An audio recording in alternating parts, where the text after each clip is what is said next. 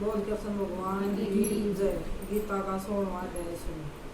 श्री कृष्ण बोले, हे भारत नंदन, अभय शुद्ध सतोगुणी होना, ज्ञान योग निष्ठा दान इंद्रिय दमन यज्ञ करना, तप सरलता अहिंसा सत्य क्रोध त्याग शांति चुगली न करना, सब प्राणियों पर दया करना, तृष्णा से बचना, कोमल स्वभाव लज्जा चपलता का त्याग, तेज क्षमा धृति पवित्रता, द्वेष रहित अभिमान न करना, दैवी संपत्ति के सम्मुख जन्म धरने वाले को यह सब गुण मिलते हैं। हे पार्थ, दंभ दर्प अभिमान क्रोध कटु भाषण और अज्ञान से सब आसुरी संपत्ति के सन्मुख जन्म लेने वालों को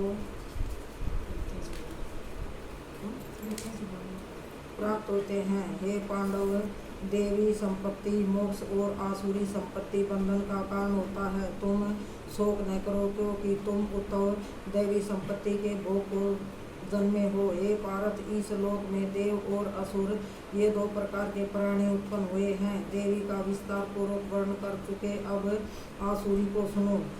धर्म में प्रवृत्ति और अधर्म में निवृत्ति असुर लोग नहीं जानते। उनमें न सोच न आचार और न सत्य ही है। वे संसार को असत्य निराधार और अनीश्वर कहते हैं। उनके मन में जगत की उत्पत्ति का कारण काम से प्रेरित स्त्री पुरुषों के संभोग के अतिरिक्त कुछ नहीं है। मलिन आत्मा अल्प बुद्धि दारुण कर्म करने वाले इस संसार को नष्ट करने हेतु पैदा होते हैं और दूषित काम के आश्रित होकर वे दंभी अभिमानी और मद से युक्त पुरुष नीच कर्मों में प्रवृत्त होते हैं। वे मृत्यु पर्यंत चिंता में ग्रस्त हैं। काम भोग ही सब कुछ है, इसी को सर्वस्व मानते हैं। अनेक आशा लिए आशा रूप पासों में बंधे, काम क्रोध में तत्पर, काम भोग के लिए अन्याय से अर्थ संचय की इच्छा करते हैं। मैंने आज यह पाया, इस मनोरथ को पाऊंगा, यह है और यह धन भी मेरा हो पाएगा। यह शत्रु तो मैंने दूसरों को भी मारा और दूसरों को भी मारूंगा। मैं ईश्वर योगी सिद्ध बलवान और सुखी हूँ। मैं धनी कुलीन हूँ, मेरे समान दूसरा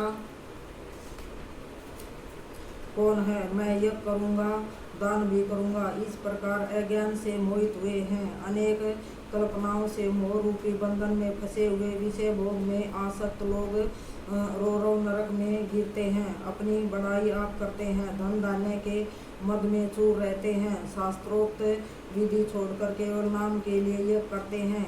ये अहंकार बल घमंड काम क्रोध से युक्त हैं। अपनी तथा औरों की देह में स्थित मुझसे द्वेष रखते तथा मेरी निंदा करते हैं। इन द्वेष करने वाले क्रूर और अधम पापियों को मैं संसार की आसुरी योनियों में डालता हूँ। हे कौन्तेय, उन 3 नरक द्वारों से छुड़ा हुआ मनुष्य अपने कल्याण को सुकृत करता है, तब उत्तम गति को पाता है। जो शास्त्रोक्त विधानों को छोड़कर अपनी इच्छा अनुसार कर्म करता है, वह सिद्धि को नहीं पाता, सुख को नहीं पाता और परम गति को नहीं पाता। अतएव कार्य और अकार्य इनको जानने के लिए शास्त्र प्रमाण है। शास्त्रोक्त विधान जानकर उसी के अनुसार कर्म करना चाहिए। इति श्रीमद्भागवत गीता उपनिषद सुब्रह्मा विद्या योग शास्त्रे श्री कृष्ण अर्जुन समावेदे संन्यास योगो नाम 16 अध्याय समाप्त।